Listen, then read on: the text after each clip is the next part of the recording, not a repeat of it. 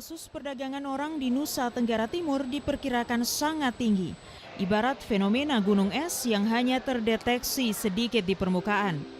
Berdasarkan data dari Lembaga Perlindungan Anak Nusa Tenggara Timur menyebutkan, sepanjang tahun 2021 sebanyak 11 kasus, kemudian meningkat menjadi 19 kasus per Oktober 2022. Naiknya jumlah kasus perdagangan orang memberi gambaran bahwa perdagangan orang semakin dekat dengan kehidupan masyarakat Nusa Tenggara Timur. Sementara modus yang digunakan dalam tindak pidana perdagangan orang atau TPPO di Nusa Tenggara Timur bervariasi, antara lain penawaran kerja keluar pulau melalui jalur non-prosedural. Karena melalui jalur non-prosedural, mereka cepat mendapatkan pekerjaan meskipun nyawa menjadi taruhannya. Rata-rata target dari tindak pidana perdagangan orang adalah perempuan dan anak. Mirisnya, mereka yang bekerja keluar pulau tanpa melalui jalur formal tidak jarang pulang kembali dengan kondisi tak bernyawa. Ada sejumlah persoalan yang membuat kasus perdagangan orang di NTT terus terjadi. Di antaranya adalah faktor ekonomi dan masalah pendidikan yang kurang memadai, sehingga membuat korban mudah tertipu dengan iming-iming mendapatkan lapangan kerja yang bagus dengan gaji tinggi. Selain itu, kurang seriusnya aparat penegakan hukum terhadap pelaku perdagangan orang juga menjadi kendala dalam penyelesaian kasus perdagangan orang di Nusa Tenggara Timur. Bagaimana perkembangan dan penanganan potensi kasus di NTT hingga saat ini? Ikutilah Katong Bo Omong sesaat lagi. Ya, selamat petang dan selamat berjumpa saudara dalam Katong Bo Omong edisi Senin 7 November 2022. Masih bersama saya John Hayon. Dan saudara, topik yang akan kita bicarakan dalam Katong Bo Omong untuk edisi kali ini adalah kasus perdagangan orang di Nusa Tenggara Timur. Dan telah hadir bersama saya 3 orang perempuan cantik, saya sendiri yang gagah. Oke, saya perkenalkan satu demi satu. Yang pertama, Ibu Veronica Atta SAM Home. Beliau adalah Ketua LPA NTT dan Ketua Forum Puspa NTT. Ibu Tori, selamat petang, selamat datang. Selamat juga sore, ya, Ibu Wilhelmince S. Libi Sinlailo SPT, Ibu Libi, ya, Ketua Rumah Perempuan Kupang. Selamat petang, selamat datang Ibu Libi. Ya, selamat sore Pak John dan pemirsa TVRI di mana saja berada. Dan yang ketiga, Aibda Bregita N. Usfinit SH. Beliau adalah PS Kanit PPA Polresta Kupang Kota. Ibu Gita, selamat petang, selamat datang. Selamat petang untuk kita semua, termasuk pemirsa yang hadir di rumah pada sore hari ini. Dan saudara, kurang lebih 60 menit ke depan kita akan berbicara dengan ketiga narasumber saya ini. Dan mungkin di awal ini, kaitan dengan mungkin di prolog tadi kita sudah mendapatkan gambaran. Ada 19 kasus yang terjadi sampai dengan Oktober 2022. Ini merupakan fenomena gunung es. Tapi saya ingin dapatkan sedikit gambaran dari Ibu Tori selaku Ketua LPA NTT, Lembaga Perlindungan Anak Nusa Tenggara Timur. Sampai dengan saat ini berapa kasus yang sementara ditangani? Ya, sampai dengan saat ini kami sedang menangani sekitar 19 kasus trafficking, itu antara lain kasus yang terjadi juga di SBD. Dan berdasarkan informasi dan komunikasi kami bersama teman-teman LSM yang ada di SBD, Yayasan Donders, menyebutkan bahwa sesungguhnya ada 18 ya, jadi bukan 17 orang tapi 18 orang, diantaranya terdapat 4 anak, karena 14 orang yang dimaksud itu sebenarnya berusia dewasa. Tapi pertanyaan kita juga bahwa apakah 14 yang berusia dewasa ini memang benar berdasarkan faktanya ataukah memang dipalsukan? Karena kita tahu bahwa banyak sekali modus trafficking itu adalah pemalsuan identitas. Antara lain ya nama, usia, sehingga banyak sekali anak yang menjadi korban trafficking. Itu yang terjadi. Kemudian juga kita tahu bahwa sebenarnya kita bicara tentang trafficking atau tindak pidana perdagangan orang, kita bicara tentang bagaimana prosesnya dan bagaimana tujuan sehingga bisa misalnya proses perekrutan yang tidak sesuai, kemudian juga sampai bagaimana tujuannya itu adalah untuk eksploitasi. Dan kebanyakan kita tahu bahwa yang terjadi adalah eksploitasi seksual. Ini yang terjadi saat ini. Nah, dari 19 kasus atau 18 kasus yang disampaikan Ibu Tori, ada juga yang ditangani di Sumba Barat Daya. Untuk NTT, 22 kabupaten kota yang paling banyak didominasi itu dari Kabupaten Daratan Timur ataukah di daerah yang mana, Bu? Kalau kita lihat selama ini sebenarnya di Timor itu ada TTS, kemudian Belu dan Melaka itu cukup tinggi. Kemudian juga Sumba dan Flores. Ini yang kita lihat data ya, data yang ada seperti itu. Dan terkait dengan penanganan sebenarnya selama ini baik pendampingan secara langsung maupun advokasi lewat media. Ketika terjadi kasus trafficking di kabupaten-kabupaten, teman-teman mengontak LPA NTT untuk bagaimana bersinergi bersama untuk beradvokasi agar kasus-kasus ini secara serius ditangani, diatasi, dan bagaimana soal pencegahan juga. Karena selama ini kita tahu bahwa memang ketika terjadi kasus tentu kita penanganan. Tapi bagaimana dari hulu? Hulu itu adalah bagaimana soal pendidikan, kemudian bagaimana soal penyadaran, penguatan ekonomi ini juga sangat bermasalah sehingga orang akhirnya memilih bermigrasi ya. Itu yang terjadi ya. Kita sudah dapat gambaran kaitan dengan kondisi terkini yang sementara ditangani oleh LPA NTT, ada 19 kasus untuk anak-anak. Nah, bagaimana dengan perempuan? Karena korban dari trafficking itu selalu anak dan perempuan. Kalau anak kita dapat gambaran ada 19 kasus. Bagaimana dengan perempuan, Ibu Libby? Ya, baik, terima kasih Kak John. Jadi saya gambarkan sendiri kalau Rumah Perempuan ini hadir di Nusa Tenggara Timur sejak 15 September tahun 2000. Nah, sampai saat ini kita sudah 22 tahun. Nah, untuk kasus trafficking saja itu sejak kami berdiri sampai dengan sekarang itu ada 304 kasus yang kami dampingi dan juga advokasi.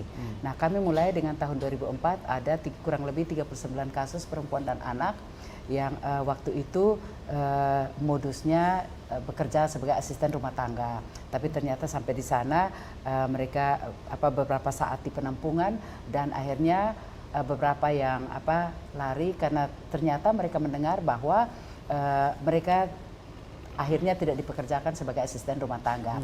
Akhirnya lewat kerjasama pemerintah Polda NTT dan juga Sumatera Utara, akhirnya mereka kembali ke NTT. Nah, kami melihat fenomena ini bahwa masih banyak perempuan dan anak yang dikirimkan ke luar negeri. Nah, kami lihat kalau definisi human trafficking saja, kami perhatikan 3 unsur, proses, tujuan, dan cara. Nah, kami lebih fokus ke cara. Nah, cara itu ada tujuannya itu ada eksploitasi dan juga eksploitasi seksual dan eksploitasi tenaga kerja. Nah, kami melihat bahwa kalau ke luar negeri itu eksploitasi tenaga kerja itu yang lebih banyak, walaupun eksploitasi seksual itu ada, di mana ada tenaga kerja yang dikirimkan itu mereka rencana di pekerjaan di satu rumah tangga, tapi ternyata sampai di sana ditambah juga dengan pekerjaan lain, misalnya di pub atau di tempat-tempat lain. Nah, kemudian eksploitasi seksual itu juga ada. Nah, saat ini kami lihat tren juga di Kota Kupang sudah cukup banyak ya itu terjadi. Jadi ada yang rekrut, ada yang ada transaksi lah di situ. Nah, itulah yang kami lihat bahwa sampai dengan saat ini perlu diperhatikan secara serius seperti yang Ibu Tori katakan.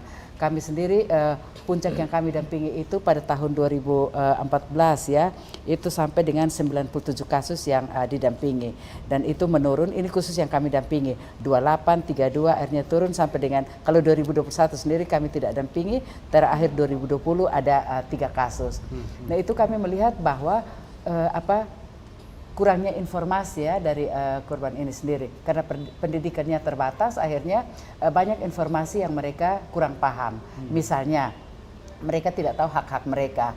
Jadi ketika tanda tangan dokumen ada yang hanya membaca sekilas. Jadi biasanya yang mereka baca ketika kami mendampingi mereka itu hanya berapa lama mereka bekerja, ya misalnya 2 tahun, kemudian berapa gaji yang mereka peroleh, berapa dolar. Nah, mereka hanya perhatikan itu, tetapi misalnya mereka harus bekerja apa, terus berapa jam, itu mereka tidak mau tahu. Jadi sampai di sana ketika mendapat hal seperti itu mereka juga akhirnya kaget, shock seperti itu. Tetapi mau bilang apa lagi karena mereka juga sudah di luar. Nah, kemudian ada yang bekerja misalnya dalam satu rumah tangga, tetapi mereka juga di sana bekerja di kedai. Jadi misalnya keluarga A, mereka bekerja sebagai asisten rumah tangga di tempat tersebut. Tapi ternyata mereka punya toko, akhirnya mereka juga pekerjakan seperti itu. Otomatis jam kerja mereka jauh lebih tinggi. Nah, memang itu harus dipahami bersama juga bahwa tenaga kerja itu beda dengan human trafficking. Undang-undangnya juga beda ya, karena human trafficking sendiri Undang-Undang 21 tahun 2007 tentang tindak pidana pemberantasan tindak pidana perdagangan orang, dan juga kalau untuk pekerja migran itu yang baru ya, Undang-Undang kalau tidak salah 17 tahun 2018. Nah, sehingga kita perlu perhatikan juga bahwa ada yang memang modusnya tenaga kerja, pekerjakan sebagai asisten rumah tangga dan pekerja lainnya, dan ada juga yang memang tujuannya untuk eksploitasi seksual. Oke. Nah, kita sudah dapat gambaran berkaitan dengan pendampingan yang dilakukan oleh Rumah Perempuan sejak berdiri sampai dengan tahun 2022.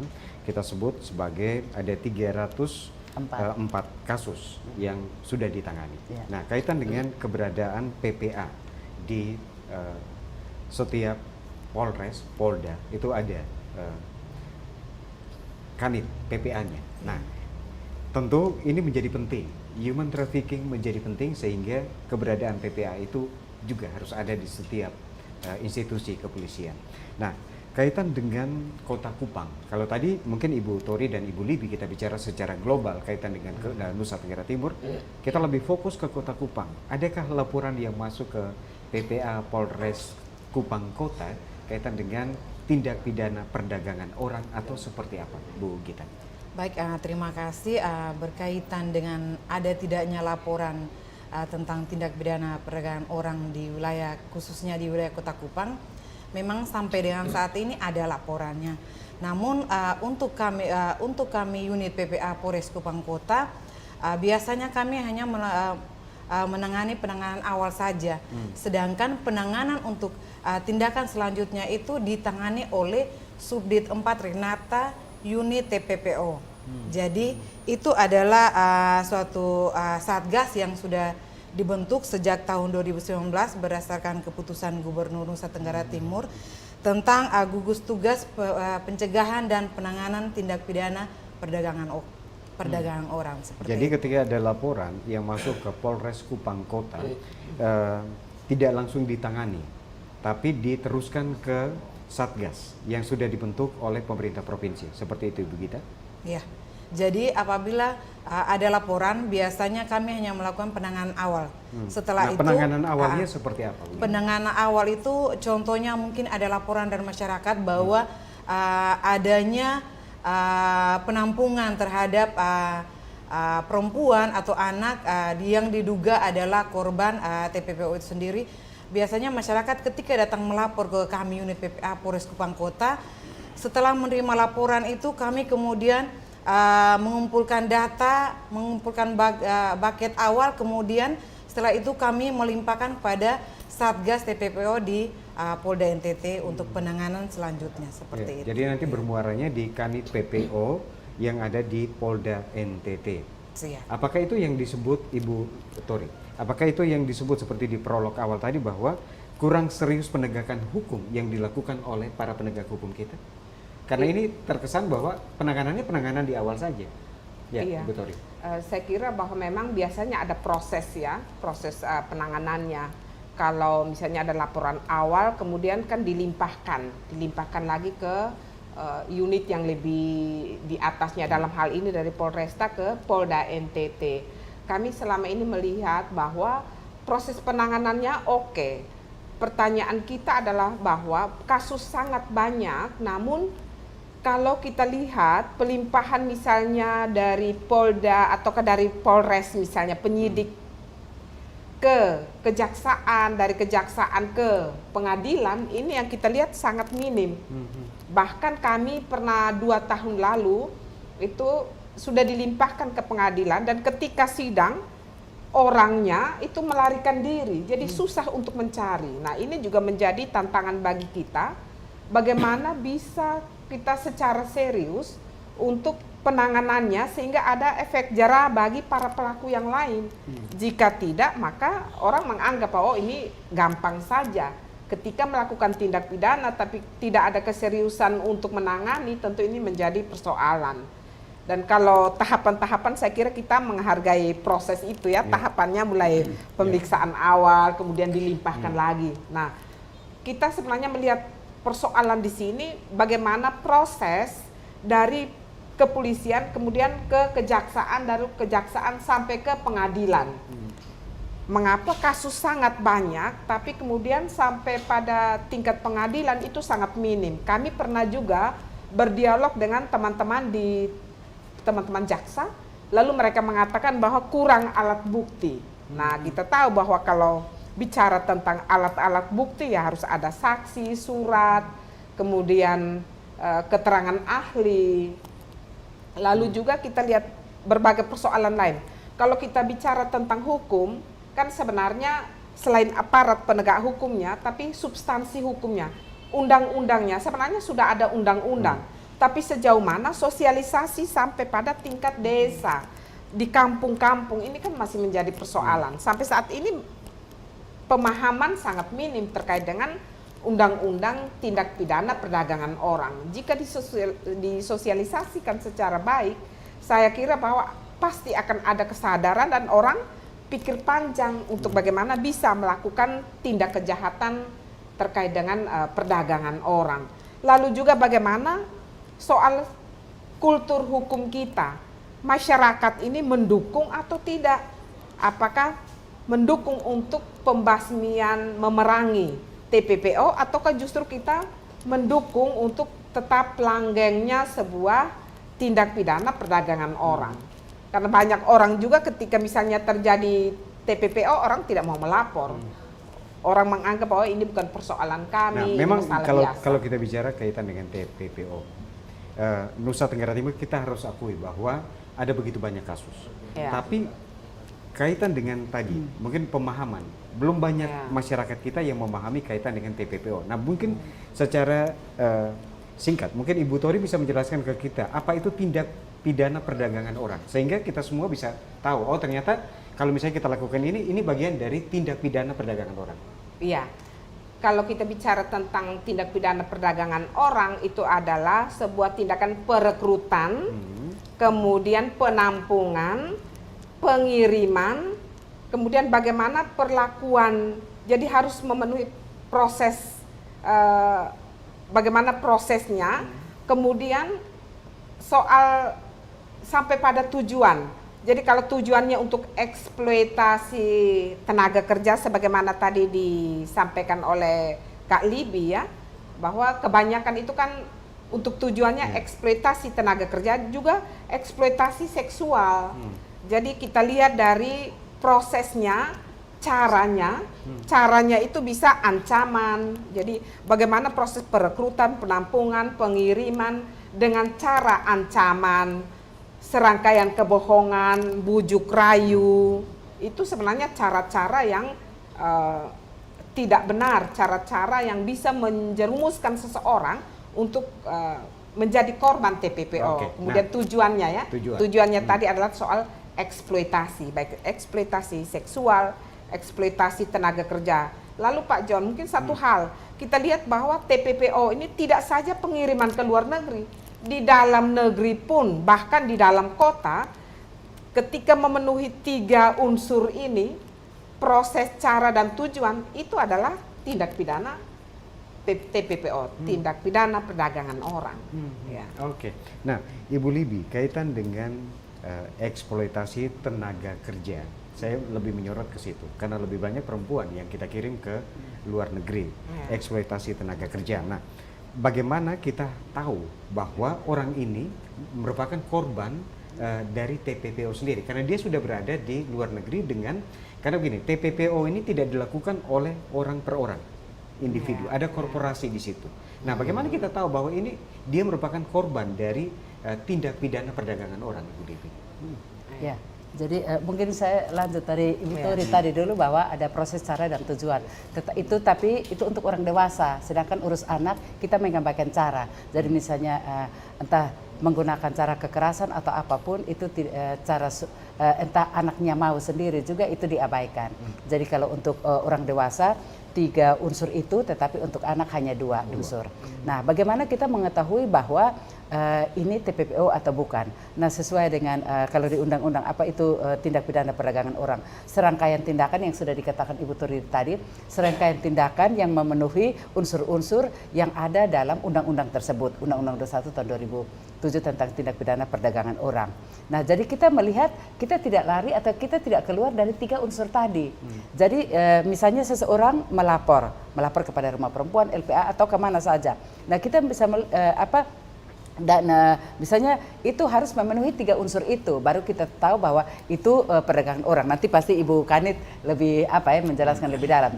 Kita lihat prosesnya seperti ini, ada perekrutan, penampungan, kemudian caranya seperti apa? Ada iming-iming, ada bujuk rayu. Nah, kalau di sana tuh kerja gampang-gampang santai-santai tapi dapat uangnya banyak. Nah, jadi cara-caranya seperti itu. Tujuannya apa? Kita lihat ternyata eksploitasi. Bisa eksploitasi tenaga seperti perbudakan, juga eksploitasi seksual. Nah, ketika memenuhi unsur itulah yang dikatakan dengan tindak pidana perdagangan orang. Seperti di awal tadi saya bilang bahwa tidak semua orang yang bekerja di luar negeri itu masuk TPPO, tetapi ada juga yang dijerat pakai undang-undang ketenagakerjaan, ada juga yang pakai undang-undang PMI misalnya, ada pekerja migran Indonesia, PMI, sehingga kita bisa tahu karena ada juga kasus-kasus lain yang orang bilang beda tipis, ada penyelundupan, ada penjualan orang. Nah, itu bukan berarti semuanya masuk di TPPO. Nah, seperti itu. Jadi yang paling penting bagaimana kita mengetahui, ya dia memenuhi 3 unsur tadi. Nah, dan khusus untuk anak dia mengabaikan unsur cara dan 2 unsur saja itu sudah cukup untuk anak. Nah, walaupun mungkin ini sudah dikirim ke luar negeri. Nah, ketika misalnya si korban ini merasa bahwa saya merupakan bagian dari korban tindak pidana perdagangan orang, dia prosedurnya melapornya kemana? Gitu. Ya, jadi mungkin kalau di luar negeri itu kan ada KBRI ya, KBRI. Jadi mereka bisa lapor ke sana. Nah, tapi apakah mereka tahu KBRI itu di mana? Terus bagaimana mereka memberitahu? Kalau pernah yang kami dampingi itu, mereka misalnya ini di tempat A. Ketika mereka mau melapor bahwa mereka sedang mengalami kekerasan atau mereka mengalami A, B, dan C, maka ada yang menulis, terus dia buang ke jalan begitu. Dia buang ke jalan sehingga siapapun yang mengetahui, di sana mungkin orang banyak sudah sadar hukum juga ya. Jadi ketika mereka mendapat catatan seperti itu, mereka lapor ke kepolisian. Nah, sehingga mereka juga bisa tahu. Jadi misalnya kalau kita turun sosialisasi ke masyarakat tuh kita kasih tahu ketika misalnya mendapat kekerasan atau mendapatkan apapun juga terkait ketika masih di Indonesia atau di luar, tempat pertama lapor ke polisi, datang ke kepolisian, lapor ke sana, atau lapor ke lembaga-lembaga penyedia layanan. Ada LSM lainnya untuk dapat membantu mereka. Nah, kalau misalnya dibanding LSM tidak semua masyarakat kan tahu. Tapi kalau bilang ke polisi, mereka langsung tahu. Misalnya polisi misalnya di Indonesia di mana begitu. Entah bukan harus ke Polda, Polres, tapi kan ada Pospol dan lain-lainnya juga atau Polsek. Nah, ke situ kemudian kalau merasa itu jauh bisa juga ke lembaga-lembaga penyedia layanan lain. Jadi paling kurang masyarakat atau perempuan dan anak ini harus mengetahui ketika mungkin ada yang menawarkan untuk bisa bekerja di luar negeri atau mungkin di dalam negeri, tapi paling kurang kita harus tahu dari perekrutan, penampungan sampai dengan pengiriman itu seperti apa. Ketika dia merasa bahwa ada kejanggalan, melapor ke polisi, itu merupakan solusi yang paling tepat. Jadi kalau rumah perempuan sendiri kita mulai dari awal. Jadi misalnya tahun 2009 itu kami membentuk gugus tugas di 10 desa di wilayah Kabupaten Kupang. Nah, di situ kami rekrut tokoh-tokoh yang ada di wilayah itu kurang lebih 20 orang. Itu kita kasih training advokasi, training paralegal. Kita juga komunikasi dengan di Snaker Trans, mana saja P3MI yang resmi. P3MI ini kalau dulu biasa bilang PJTKI, kemudian PPTKIS, kemudian sekarang P3MI. Nah, hal tersebut itulah yang harus mereka tahu. Misalnya P3MI mana yang resmi. Sehingga kalau mereka jalan juga mereka tahu bahwa mereka jalan lewat PPTKIS yang resmi. Nah, kalau resmi berarti sebelum jalan mereka juga harus menyiapkan dokumen seperti sesuai yang tertuang dalam undang-undang. Misalnya KTP, KK, kalau sumber suami, izin suami. Nah, itu harus tahu. Tetapi pengalaman selama ini ada juga yang mereka mau jalannya, mau bekerja di luar tapi tidak menyiapkan itu dengan baik. Kadang-kadang ada teman saya yang bilang, ya seharusnya mereka juga harus ditindak juga karena mereka tahu dan mau. Kecuali mereka tidak tahu sama sekali. Memang ini juga kritik karena seharusnya setiap warga Indonesia dia mengetahui undang-undang atau hak-haknya. Nah, kalau mereka kurang informasi, kita wajib kasih tahu. Tetapi ketika tahu dan masih mau, mungkin itu bisa kritik juga. Ya, saya tidak bilang seperti itu, tapi ya mungkin ada cara-cara lain sehingga mereka yang sudah mendapat informasi, mereka harusnya memberitahu ke teman-teman lain atau keluarga yang lain ketika ada hal-hal seperti itu. Oke. Nah, saya ke Ibu Gita. Kan kalau kita bicara, Ibu Tori bicara, Ibu Libby dari pembicaraan ini, saya menangkap bahwa muara akhir dari satu TPPO itu akan berada di aparat penegak hukum. Tentu Ibu Tori, Ibu Gita dan teman-teman yang akan berusaha keras untuk bisa memecahkan persoalan ini. Nah, bagaimana kita bisa menentukan suatu perbuatan diklasifikasi sebagai TPPO? Ya, silakan Ibu Gita. Baik, terima kasih. Seperti yang sudah dijelaskan oleh Mak Tori maupun Mak Libby bahwa bagaimana sehingga kita bisa membuktikan bahwa seseorang ini merupakan korban TPPO. Seperti yang sudah dijelaskan, kalau khusus untuk orang dewasa itu tiga unsurnya itu harus terpenuhi dalam pembuktiannya. Yang pertama, bagaimana prosesnya, caranya seperti apa, kemudian tujuannya seperti apa. Itu berlaku untuk korban TPPO dewasa. Sedangkan kalau untuk anak tidak perlu kita harus membuktikan 3 unsur ini.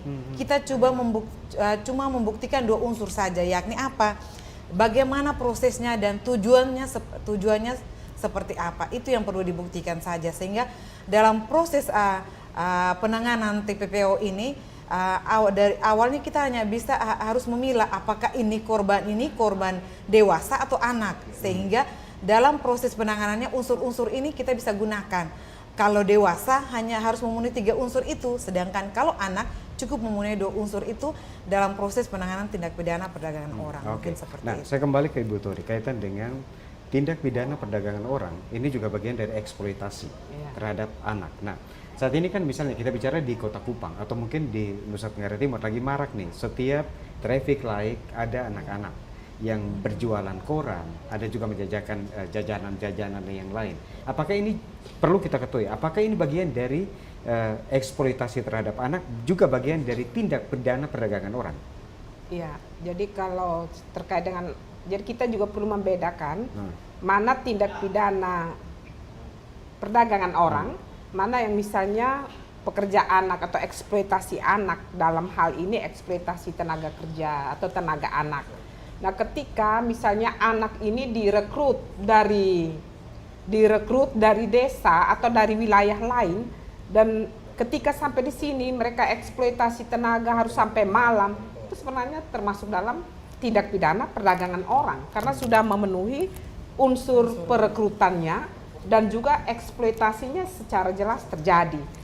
Karena itu kita perlu melihat apakah memang semua anak yang di traffic light, lampu merah itu didatangkan dan dieksploitasi, ataukah memang anak-anak yang dieksploitasi oleh orang tuanya. Nah, kita lihat bahwa harus unsur-unsur ini terpenuhi. Tadi dijelaskan oleh Kak Libby juga oleh Kak Gita ya, menyatakan bahwa untuk anak itu sangat benar bahwa anak itu tidak perlu memenuhi 3 unsur ya, soal proses perekrutannya, lalu harus dengan cara-cara tertentu, tapi juga walaupun itu secara mau, tapi kemudian tujuannya eksploitasi, itu adalah kasus trafficking. Dan kalau kita melihat ya, sebenarnya yang anak-anak di jalanan, kami banyak sekali ketika berbicara, berdiskusi dengan anak-anak itu, kami pernah ada sebuah ruang, dan hal yang menyedihkan itu salah satunya ada seorang anak yang dia putus sekolah ya, dia kelas 2 SD, lalu dia putus sekolah sekitar 4 atau 5 tahun. Ketika tanya cita-cita mau menjadi apa, dia mau menjadi polisi. Bayangkan bahwa anak yang seperti itu tapi masih punya cita-cita. Nah, karena itu mungkin kita perlu melihat bagaimana pemberdayaan anak ya, perlindungan anak, karena soal trafficking dalam Undang-Undang Perlindungan Anak itu merupakan tindak pidana perlindungan khusus terhadap anak. Jadi eksploitasi, trafficking itu anak yang membutuhkan perlindungan khusus. Karena itu memang harus benar-benar ada upaya untuk memberikan perlindungan bagi anak-anak agar tidak menjadi korban. Apalagi saat ini juga banyak menjadi korban kekerasan seksual dan secara online itu sangat banyak ya, menjadi prostitusi online. Itu banyak anak yang dijebak di situ dan bahkan mereka keliling-keliling ke beberapa kota. Oke, saya ke Ibu Gita kaitan dengan kita bicara eksploitasi, tindak pidana, proses, tujuan dan cara.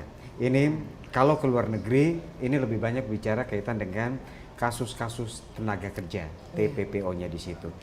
Kalau saya tangkap dari Ibu Libi katakan dalam negeri saat ini lebih banyak eksploitasi seksualnya. Nah, kita saat ini Ibu Gita, masyarakat saat ini cenderung menggunakan media sosial untuk memperkenalkan diri dan lain sebagainya dari semua kalangan, dari anak-anak sampai dengan orang dewasa. Nah, hal ini juga rentan untuk disalahgunakan. Ada aplikasi-aplikasi tertentu yang mengeksploitasi perempuan di situ. Nah, pertanyaan yang paling mendasar untuk Ibu Gita, apakah perempuan dan anak ini yang dieksploitasi untuk seksual tadi, ini dapatkah pelaku perdagangan orang di media sosial tadi ini bisa dijerat dengan Undang-Undang ITE? Ya, Ibu Gita silakan. Baik, terima kasih. Jadi untuk pelaku perdagangan anak ini, khususnya eksploitasi, memang ini perlu kita ketahui bersama bahwa ini sedang marak di Kota Kupang. Khususnya ada satu aplikasi yang mungkin kita ketahui bersama, aplikasi micet. Nah, untuk aplikasi ini saja beberapa minggu yang lalu sudah berturut-turut itu ada beberapa laporan yang kami tangani terkait dengan aplikasi micet ini, sehingga dalam proses penanganannya itu baik korban maupun pelaku itu sendiri sudah kita tangani. Dan untuk pelaku itu kita bisa kenakan dengan Undang-Undang ITE itu sendiri. Jadi untuk penanganan terhadap pelaku itu bisa kita kenakan Undang-Undang ITE, kemudian bisa juga kita kenakan Undang-Undang TPPO dan juga Undang-Undang Perlindungan Anak. Jadi dobel di situ. Jadi ada pendobelan.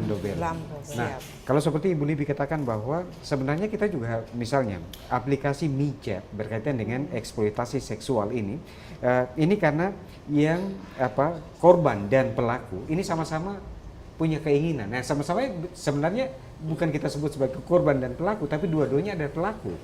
Atau seperti apa? Ada yang usia anak kan senang bisa menggagas aplikasi ini seperti apa? Jadi seperti ini, untuk aplikasi ini sendiri, contohnya aplikasi micet, baik dari korban atau pelaku sendiri itu, walaupun dalam proses untuk bertemu dan kemudian melakukan hubungan seksual itu sama-sama mau, tetapi kembali lagi kita melihat bahwa yang menjadi korban ini dia masih dalam kategori anak. Jadi walaupun dari awal saling chatnya antara korban dan pelaku ini itu sama-sama mau menyetujui sehingga perbuatan itu terjadi, tetapi kembali lagi kita pandang bahwa ini masih anak, jadi dia masuk dalam kategori korban anak. Jadi seperti itu. Nanti saya juga ingin ke Ibu Gita bagaimana proses pelaporan ketika mungkin masyarakat. Kita harapkan bahwa ada peran serta masyarakat ketika melihat sesuatu yang terjadi. Mungkin kita sudah bisa klasifikasi bagian dari TPPO, bagaimana cara melapor ke PPA yang ada di Polres Kupang Kota. Saudara, kami akan kembali setelah pariwara berikut ini. Tetaplah bersama kami di Katong Baomo. Silakan.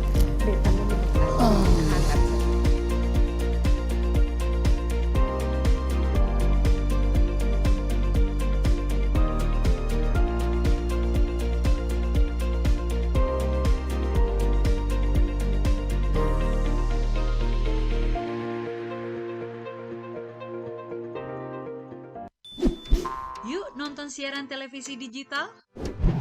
Bagaimana ya cara menangkap siaran televisi digital?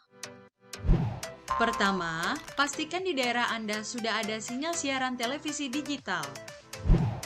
Kedua, gunakan antena UHF di dalam atau di luar rumah Anda. Ketiga, pastikan televisi Anda sudah dilengkapi penerima siaran digital DVB T2. DVB T2 merupakan jenis sinyal yang digunakan Indonesia dalam penyiaran televisi digital. Keempat, pilih auto scan, lalu pindai televisi Anda. Bagaimana jika televisi Anda masih analog? Pasangkan set-top box, televisi Anda otomatis menangkap siaran digital. Bersih gambarnya, jernih suaranya, canggih teknologinya.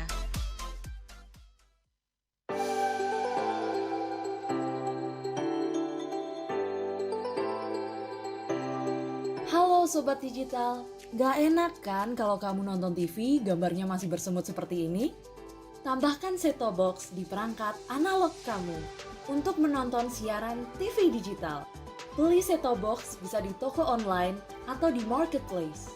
Bisa juga beli di toko elektronik sekitar tempat tinggal kamu. Cara pemasangan set-top box agar perangkat analog kamu dapat menangkap siaran TV digital berikut caranya. Sambungkan kabel RCA berwarna kuning, merah, dan putih sesuai warnanya pada set-top box juga pada perangkat analog kamu. Sambungkan juga kabel antena UHF kamu ke set-top box. Lalu sambung kabel power set-top box pada sumber listrik. Nyalakan set-top box menggunakan remote. Pilih menu AV pada perangkat analog kamu. Saat muncul menu panduan instalasi, pilih channel search atau pencarian siaran. Tunggu prosesnya sampai selesai ya. Dan kamu sudah siap menyaksikan siaran televisi digital. Dan gratis tanpa berlangganan.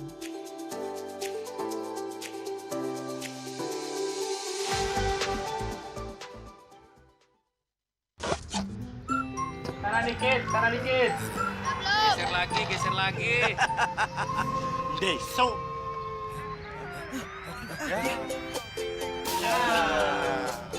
Besok. Ya. Besok.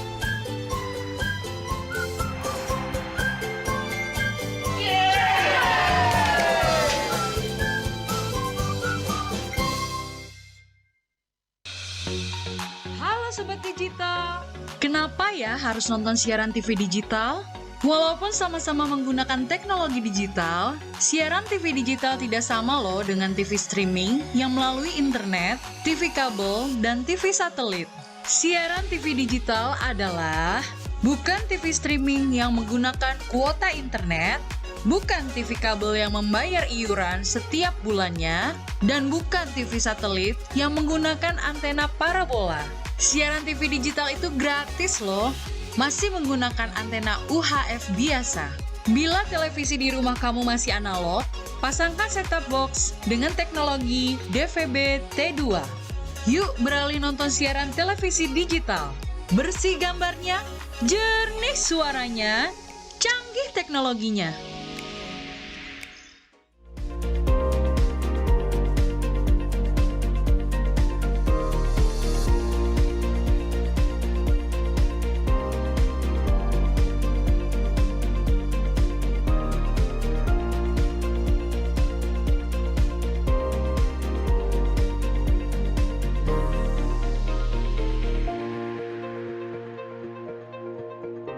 Saudara Katong Baumong kembali bersama Anda. Kita masih dengan topik kasus perdagangan orang di Nusa Tenggara Timur. Kita sudah mengetahui bagaimana proses penanganan dan kasus-kasus yang terjadi di kaitan dengan perdagangan orang khusus untuk perempuan dan anak di Nusa Tenggara Timur. Nah, saya kembali ke Ibu Gita. Sebelum kita pariwara tadi, saya ingin mendapatkan gambaran bagaimana proses pelaporan ketika kita merasa bahwa kita merupakan korban dari TPPO. Bagaimana pelaporan? Jadi terima kasih untuk proses pelaporan apabila seseorang itu menjadi korban dari korban TPPO maupun tindak pidana lain. itu masyarakat bisa langsung datang ke kantor polisi, atau bisa juga masyarakat melaporkan kepada teman-teman Babin Kamtibmas yang melekat di setiap kelurahan yang ada di kalau di kota kelurahan, kalau di kabupaten, di setiap desa ada Babin Kamtibmasnya. Atau bisa juga masyarakat langsung melaporkan melalui telepon ke kantor polisi, atau bisa juga menghubungi langsung ke kami, ke unit PPA seperti itu. Tapi nomornya ini sudah tertera di mana-mana. Iya. Jadi untuk nomor pengaduannya sudah kami share ke masyarakat seluruh Kota Kupang. Untuk nomor pengaduannya sudah baik kami ke unit PPA maupun ke Polres sendiri. Nah, untuk Ibu Libi dan juga Ibu Tori, ini tentu kita mengharapkan ada edukasi kepada masyarakat supaya kalau tadi Ibu Tori katakan bahwa kita fenomena gunung es nih, TPPO ini fenomena gunung es di Nusa Tenggara Timur, karena memang basicnya harus dari keluarga. Bagaimana caranya dari sisi LPA NTT mengedukasi masyarakat untuk tidak terpengaruh ketika ada iming-iming mungkin gajinya yang tinggi, mungkin Ibu Libi juga seperti itu. Mungkin ketika dikirim ke luar negeri gajinya yang tinggi. Untuk anak-anak mungkin bagian dari eksploitasi mungkin di dalam negeri atau seperti apa untuk keluarga atau masyarakat di luar sana. Ya, kalau untuk tindakan-tindakan pencegahan, saya kira yang sangat penting adalah bagaimana melakukan edukasi, pencerahan supaya keluarga, masyarakat juga tahu tentang undang-undang tindak pidana perdagangan orang dan bagaimana bahaya ketika terjadinya trafficking. Terutama juga kita sebenarnya selama ini LPA melakukan sosialisasi kampanye tentang anti TPPO, juga sebenarnya kita juga menyasar kepada calon-calon pekerja dalam hal ini yang sudah dewasa.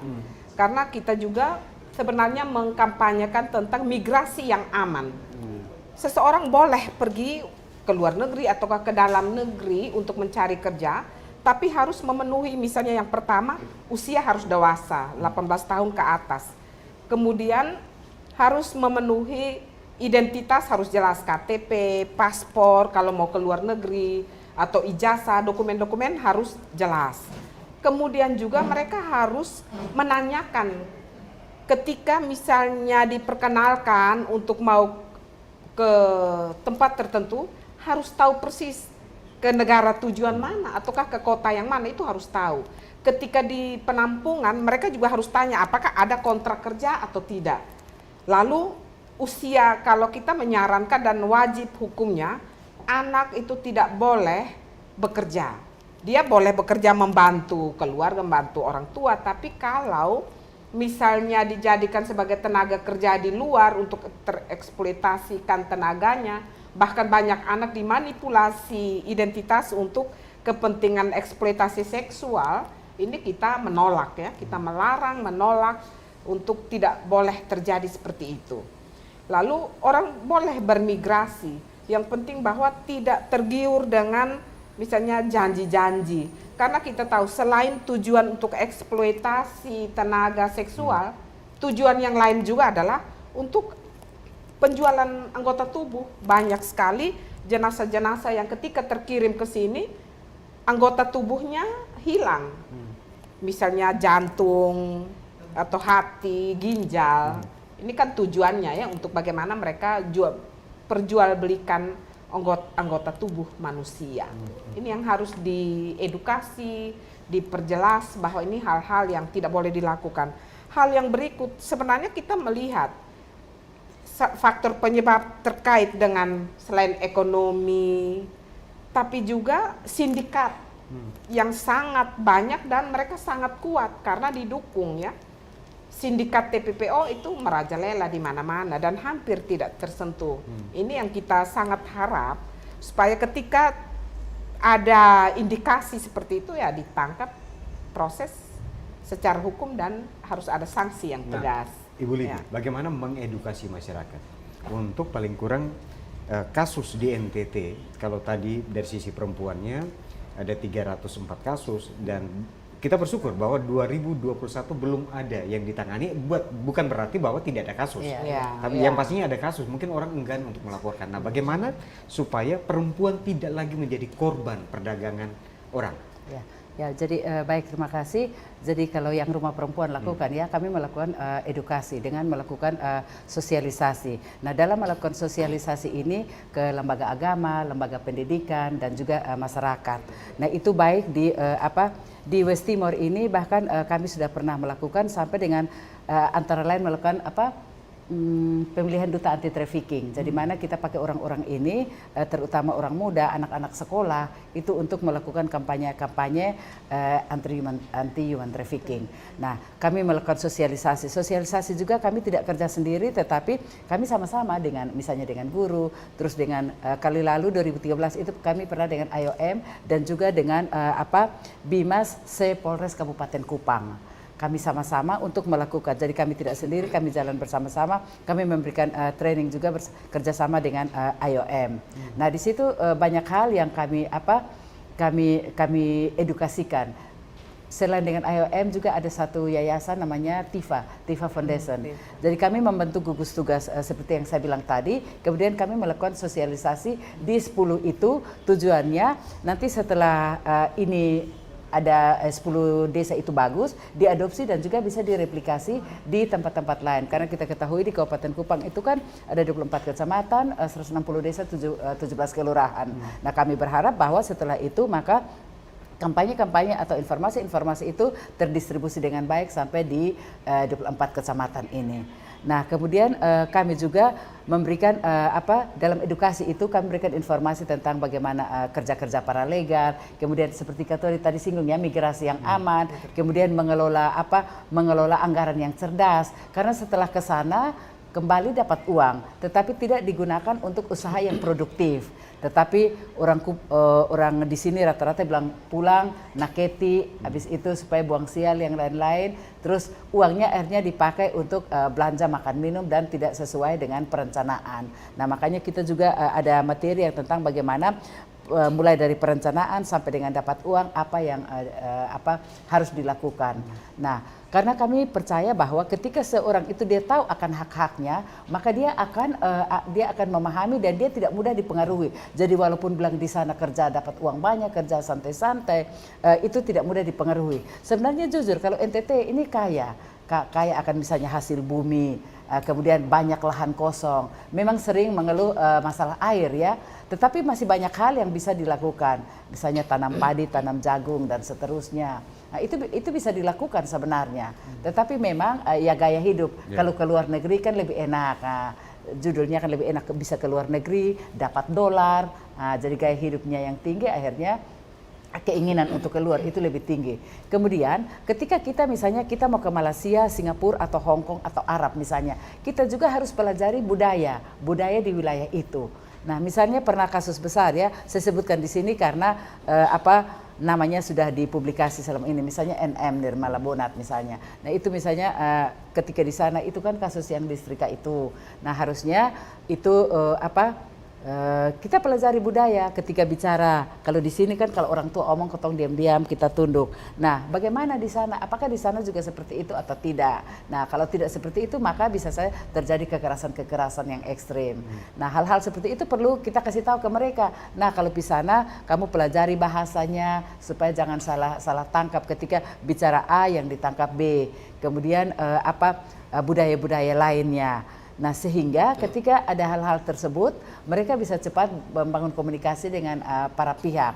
Nah, kalau mereka tidak tahu, mereka mau bagaimana? Tulisan saja tidak tahu. Dan pernah kami temukan, waktu kasus 2013 atau 2014 itu, saya di Polda waktu dampingi, itu ternyata ada belasan orang, itu tidak tahu baca sama sekali. Jadi setelah teman-teman penyidik bikin BAP, dia omong bisa. Penyidik BAP terus suruh dia baca kembali untuk tanda tangan. Ini waktu itu sudah jam 2 dini hari nih saya yang dampingi.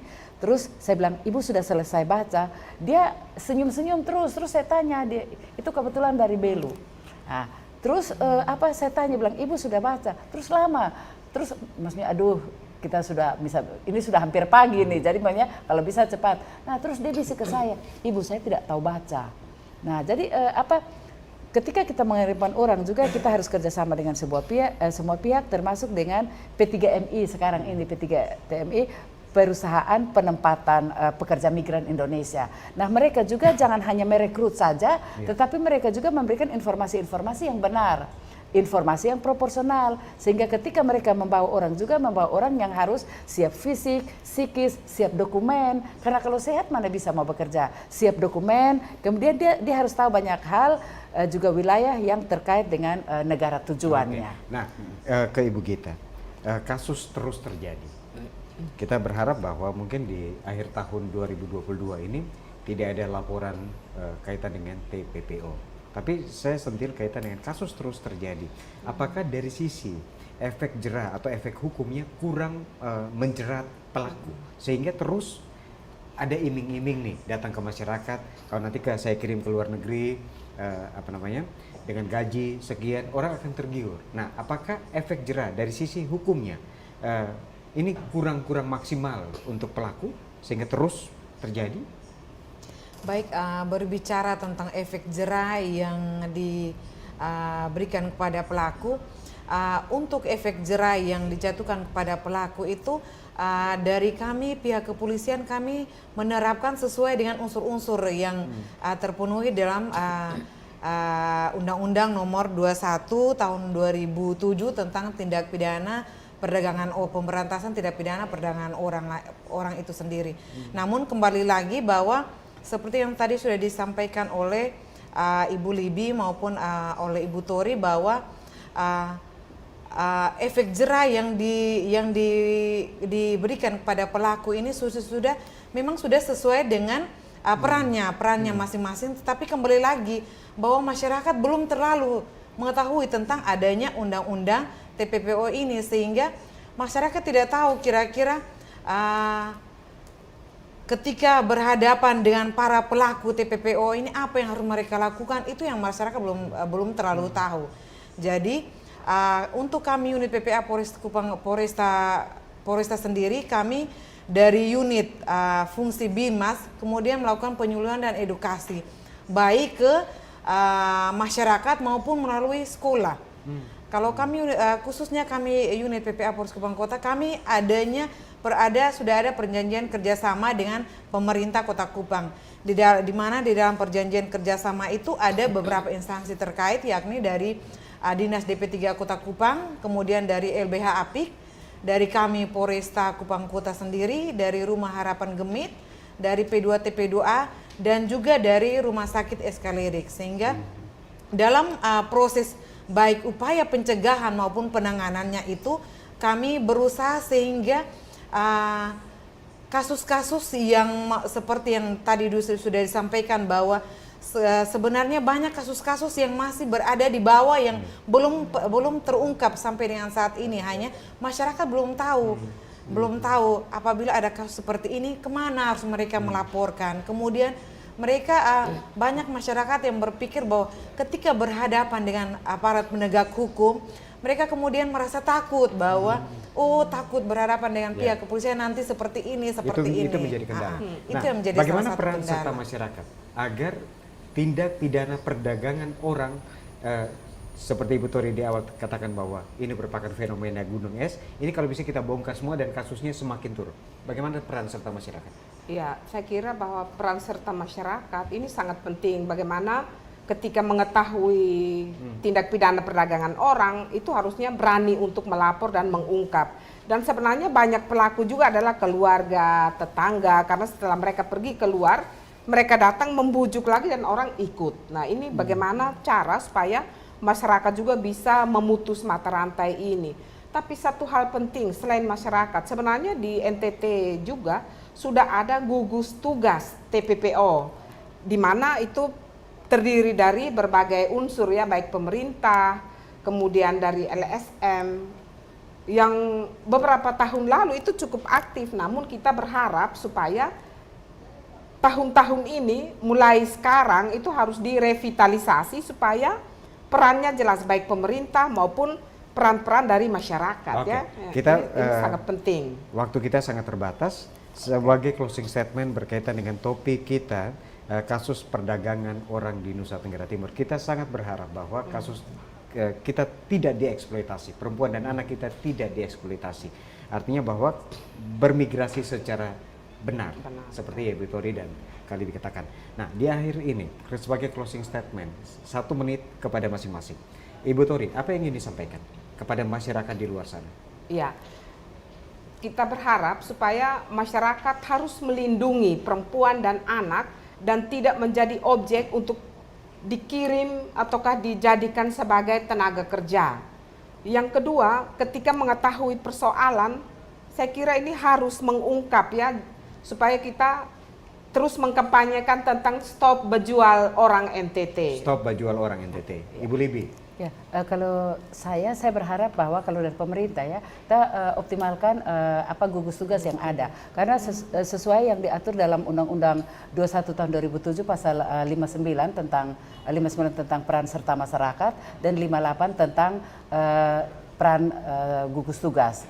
Nah, kemudian yang kedua untuk masyarakat kita harus memahami dengan baik hak-haknya, sehingga ketika siapapun yang datang untuk mempengaruhi, bujuk rayu dan seterusnya, kita harus berani mengatakan tolak bungkam agar tidak sampai dengan kasus-kasus kekerasan yang lebih luas dan berdampak luas. Tolak bungkam. Ya.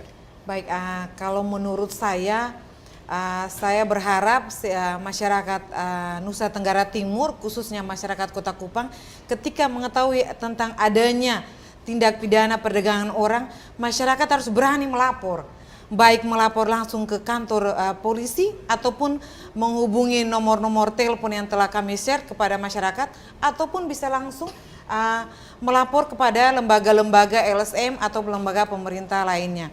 Dan masyarakat perlu tahu bahwa mari kita sama-sama melindungi perempuan dan anak, karena perempuan dan anak adalah masa depan dari bangsa dan negara ini. Oke, saya ucapkan terima kasih untuk Ibu Tori, Ibu Libi, dan Ibu Gita yang sudah hadir bersama saya dalam Katong Bawa Omong untuk edisi kali ini. Dan saudara, penanganan tindak pidana perdagangan orang bersifat kompleks, di mana penanganan terhadapnya memerlukan pemetaan yang komprehensif. Di samping itu, keseriusan pemerintah dan keterlibatan semua elemen bangsa diharapkan dapat berkontribusi secara partisipatif dalam upaya pemberantasan tindak pidana perdagangan orang di Provinsi Nusa Tenggara Timur. Akhir kata, saya John Hayon mewakili kerabat kerja yang bertugas mengucapkan terima kasih atas perhatian Anda. Selamat malam dan sampai jumpa.